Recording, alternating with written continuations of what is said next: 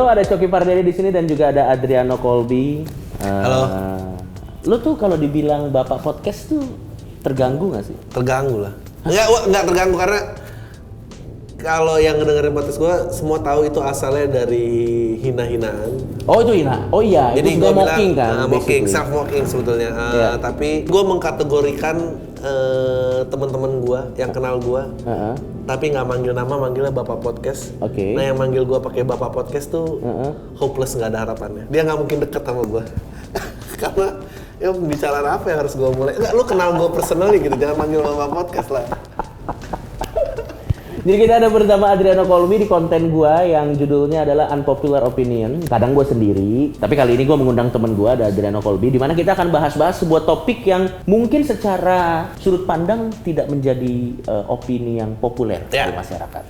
Dan sebelum kita mulai lebih lanjut lagi, gimana kabarnya Adri? Aman? Maksud apa ya kabar babi? Loh ini kan satu kantor. Semua Satu kantor tiap minggu ketemu. Anjing, ini kan adalah sebuah tangga untuk menuju Oke. percakapan yang paling lebih cair. Yang lebih cair. Oke. Balik lagi dari Bapak Podcast. Awalnya itu kan mocking. Tapi akhirnya sekarang kan jadi semacam beneran. Ya. Lo dianggap katanya pelopor podcast. Sebelum kita lebih jauh, bener atau enggak?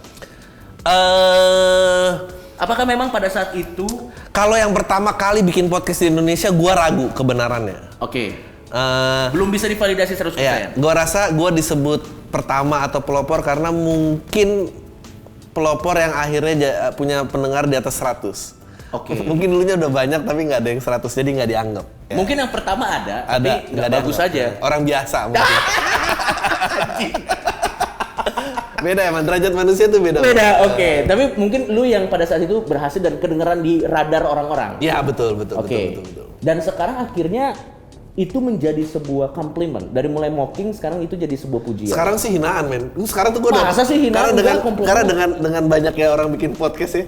Gue sering banget dapat mention tuh itu kayak sekarang nyari podcastnya Adri harus di search, udah nggak ada lagi di tangga teratas.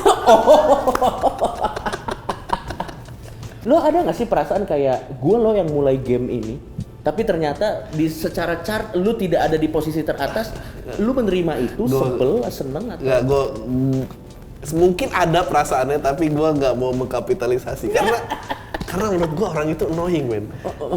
Maksudnya pelopor bike to work juga pasti gitu. Pasti. Gue dulu yang mulai loh. Tapi gue nggak produksi stiker aja, sekarang semua orang. Men, gue gak mau jadi orang itu, men. Maksudnya, dan itu akan jadi annoying di tengah crowd gitu ya? Iya, di tengah crowd. Maksudnya, Oke. jangan ngomong Adri lah, pasti ntar dia ngomongin bike to work lagi. Oke. Tapi intinya selamat buat Adriano Colby karena baru sekitar setahun belakangan ini, lu udah memenuhi semua requirement untuk jadi yang namanya influencer. Oke. Bisa. Udah bisa swipe up. Iya dong. Setelah lu karir komedi lu lama banget loh. Iya, tapi gue pernah kirim email buat di verified dan ditolak. Sedih banget ya. Setelah bisa swipe up atau sebelum? Setelah bisa swipe up. Nggak secepat itu dong. Dia pikir mentang-mentang udah swipe up, kayaknya semuanya dimudahkan. Enggak dong. Ada beberapa step lain yang harus Anda lakukan. Tapi intinya lo udah cukup memenuhi segala requirement. Dan yang paling penting menurut gua karena opini lo didengar. Oke. Opini lo didengar, itu kayaknya yang paling penting. Oke. Ada sebuah pendapat yang mengatakan bahwa influencer harus menjadi teladan. Oke. Lo setuju atau enggak? Masa? Enggak setuju gua.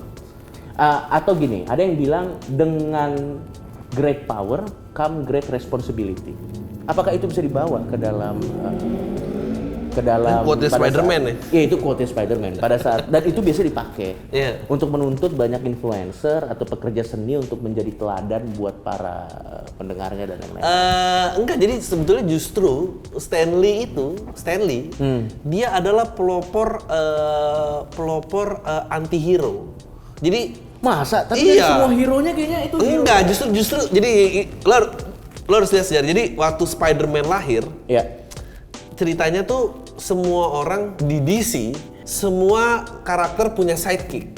Si Stanley tuh marah. Stanley kenapa harus sidekick? Kenapa harus remaja yang jadi sidekicknya? What if the sidekick become the main character? Lahirlah Spider-Man. Oke, makanya dia memenuhi kualifikasi untuk jadi sidekick kan? Iya, padahal kan dia karakter sidekick kan. Iya, benar. Nah, terus dia kenapa sih semua harus punya trouble dengan secret identity? What if kita bikin superhero yang semua tahu identitasnya apa? Iron Man, Fantastic Four, hampir semuanya dia tuh justru anti-hero. Justru dia berteori malah, what if ambisinya karakter, dia selalu tidak punya ambisi untuk menegakkan keadilan. Makanya Iron Man itu narsistik, makanya Hulk itu pemarah, Oke. Justru dia malah yang bermain dengan itu. Batman dan Superman tidak mempunyai panggilan jiwa untuk. Malah Batman secara karakter dia sangat The Knight in Shining Armor kan? Sebetulnya dia vigilante sih. Sebenarnya. Knight in Shining Armor mungkin lebih Superman. Atau Captain America mungkin. Iya. Lumayan lah. Iya. Tapi even Captain America juga kan dia sejarahnya gue pengen serve negara gue. Gue bukan, gue dipanggil karena tugas, gue mau ikut eksperimen, Oke. Berarti lo nggak setuju? Nggak setuju. Berarti lo nggak setuju kalau seorang influencer harus menjadi teladan? Gue apapun yang dengan kata harus sih gue banyak setuju. Kayaknya sih itu lebih kayak permasalahan lo dengan peraturan ya. Harus, kenapa harus? Pada saat lo dinobatkan menjadi bapak podcast Indonesia, entah itu untuk mockingan, ledek-ledekan, or whatever gitu, pernah nggak sih ada orang yang datang ke lo terus bilang, Dri, lo tuh punya power, point of view lo tuh didengar, lo bisa merubah pandangan seseorang. Ajak dong semua pendengar lo ke something better. Pernah nggak ada orang yang datang ke lu dengan narasi seperti itu? Pernah. Dan lu jawabnya gimana? Gue selalu jawabnya. Satu, lu jawabnya gimana? Dan kedua, lu pernah nggak terpanggil untuk melakukan hal itu? Pernah. Serius lu? Pernah. Dan akhirnya sudah gue tinggalkan.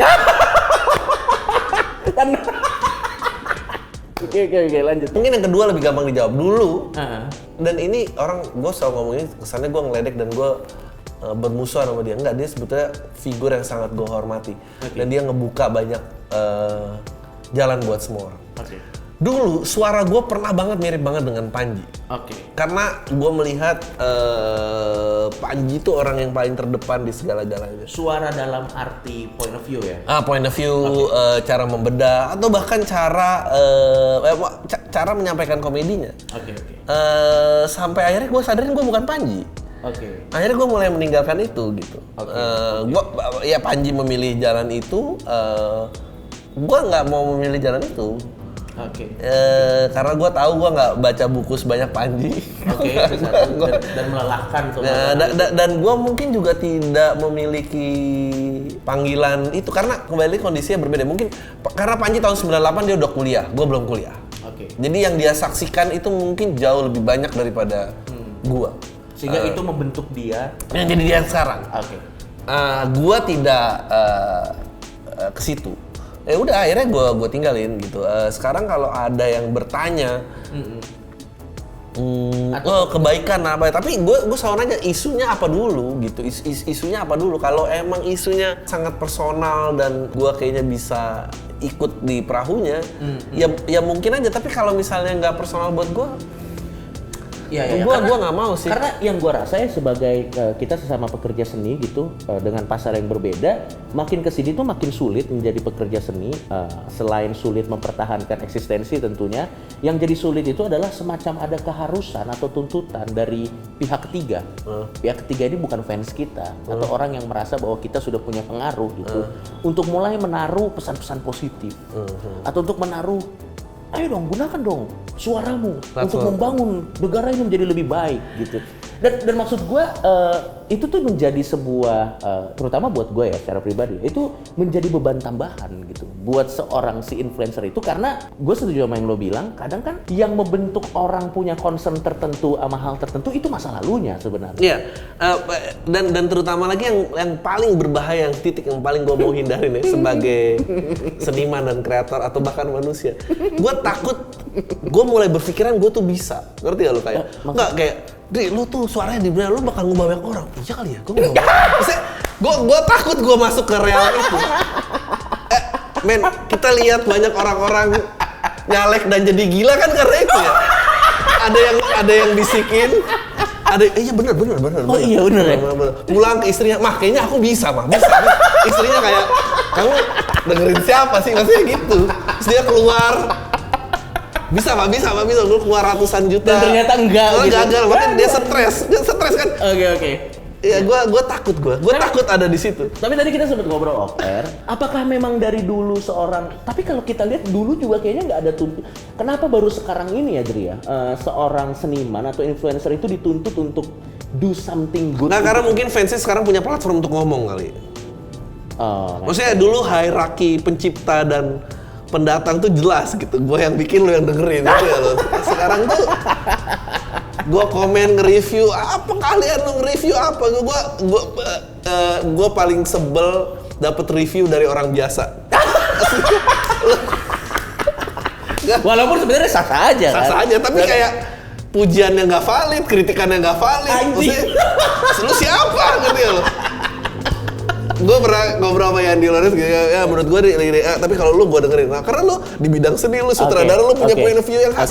Oke. Orang biasa lu nulis kalimat aja nggak ngerti, nulis blog asik sendiri, terus lu bilang, iya muji ini.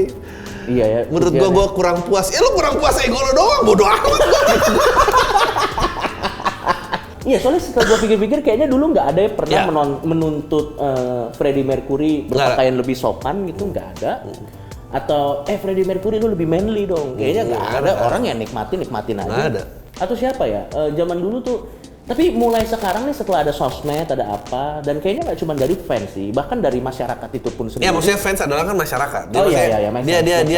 Dia bersuara. Gua rasa kalau tanya tuntutannya mungkin ada, tapi mungkin artis zaman dulu nggak semendengar ini karena mereka nggak in touch. Waktu itu lu pernah tadi kita ngomong di over katanya ada pencetus siapa artis yang mungkin yang gebrakan paling besar gitu untuk artis di mana sengaja digerakkan untuk membantu dunia lebih baik. Mungkin dulu waktu itu diprakarsai oleh Bob Geldof. Itu salah satu konser terbesar. Mungkin kalau mau mundur lagi ke 60-an ada namanya Woodstock. Tapi Woodstock itu yang menarik dari tahun 60-an adalah jadi ceritanya lagi wamil nih. Terus semua pada nggak datang wamil gara-gara ada kedengeran gosip dari mulut ke mulut. Artis tuh ngumpul lah di Woodstock ini mau ngeband.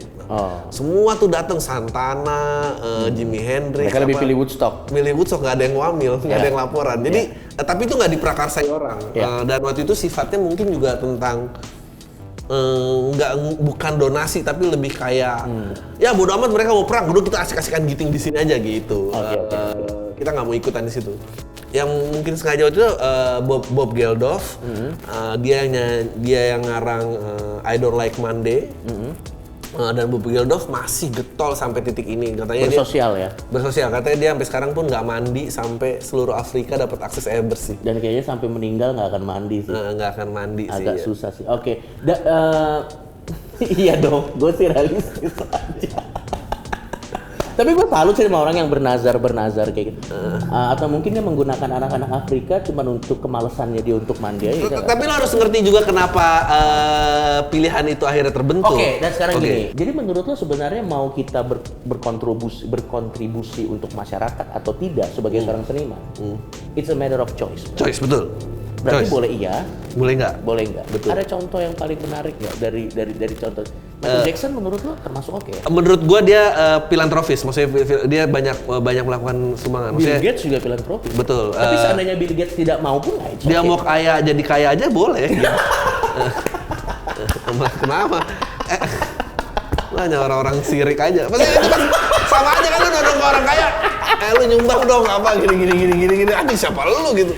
Oke, berarti sebenarnya mau kita pada saat kita it's a matter of choice basically ya. Mau kita seorang seniman, kita mau berkontribusi ya it's okay.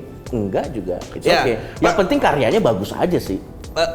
Paling menarik kan mungkin duo yang paling terkenal dan paling beda point of view adalah John Lennon Paul McCartney. John Lennon sangat mewakili, maksudnya musiknya akhirnya lebih besar daripada dirinya dia. Paul McCartney musiknya tidak pernah lebih besar daripada dia. Tapi apakah lu mau bilang karena dia tidak mempengaruhi orang lain dia tidak sejenis John Lennon? Lu udah gila men untuk ngomong itu. Oh iya benar. Ya kan John Lennon dia kebetulan pindah ke Amerika, terus dia lihat sosial isunya dan segala macam, wamil itu terjadi, dia pun ketemu Yoko Ono, dia berubah, udah kita nggak ikut wamil segala macam. Paul McCartney tinggal di Inggris ya bodo amat, gue nggak ikutan urusan. Berarti basically pada saat kita tidak menggunakan power kita tanda kutip untuk membuat dunia ini menjadi lebih baik, itu sebenarnya ya it's a matter of choice gitu. Yang bahaya tadi gue bilang bahwa lu merasa punya powernya, tapi lu nggak punya kapabilitasnya. Lu nggak punya attachment sama isu itu, dan lu akan kelihatan banget itu palsu sih, maksudnya. Ya, gue ngerti sih. Pada saat lu akhirnya jadi cuma ikut-ikutan kan? Iya, kayak misalnya Joshua bilang anti korupsi, jangan korupsi atau anjing apa? Siapa lu?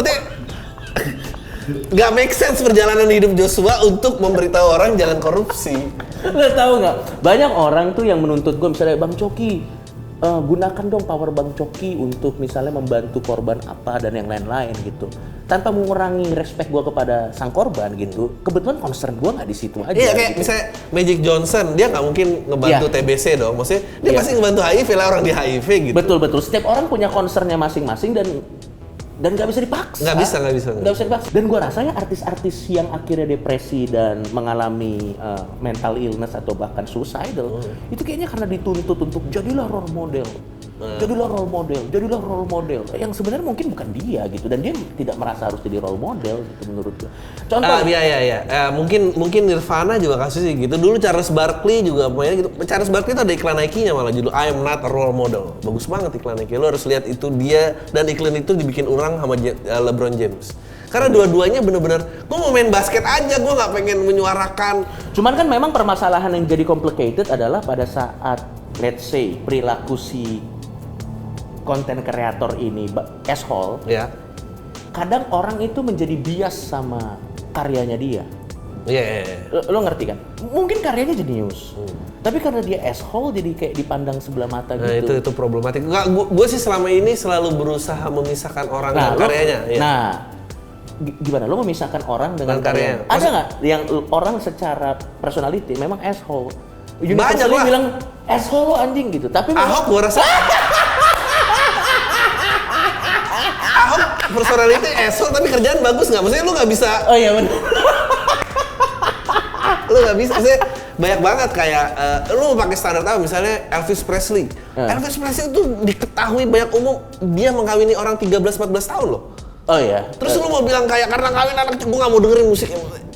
Walt Disney was known anti-Semite, dia tidak pernah mau bekerja sama orang karena agama Yahudi. Iya, tapi karena dia kalau ini beatnya Bilber, ini Bilber jenis banget, dia bilang, dia bilang permasalahan orang kayak gini tuh karena lu hidupnya terlalu lama, jadi dunia udah nggak welcome lagi. Dia bilang Walt Disney dulu dia itu anti-Semite, dia nggak mau kerja sama orang Yahudi. Orang Yahudi nggak ada yang tapi dia mati di tahun 70. Fans belum ada platform, nggak ada yang peduli men. Sekarang ada kastil, ada tikus lari-lari, oke lah semua orang. Tapi kalau lu inget dosa ya parah men. So basically intinya adalah pada saat kita sudah mencapai, atau mungkin lu kalau lu berpikir ingin menjadi content creator dan pada saat suara lu udah mulai didengar, lu mau menjadi teladan positif atau tidak, it's a matter of choice. Iya. Dan harusnya sih buat kita para penikmat harus bisa memisahkan mana karya seseorang dan mana personalitinya, dan kadang itu tidak saling menunjang satu sama lain gitu. Menurut gua kalau lu nggak mau pisahin karya sama personality, nanti yang lu tunggu cuma Nabi lu. Lu nggak mau nikmatin apapun sih menurut gua, dan itu tuh nggak ada lagi kan, katanya udah habis kan. Benar iya, dan katanya yang sekarang yang kita dapat ya tinggal kayak Lia Eden gitu. Oke, Dri. Ini bisa tayang nggak ya? Nanti disensor bagian itu. Ya tapi intinya adalah terima kasih. Mungkin buat beberapa orang opini kita adalah opini yang unpopuler. Ya tapi ya nggak apa-apa, karena yang unpopuler belum tentu salah. Karena menurut gua, Dri, semua kebenaran itu dimulai dengan ketidakpopuleran. Gue kira karena kebenaran cuma di mata Tuhan. Enggak lah. Oke, udah, sampai ketemu lagi di konten kita selanjutnya.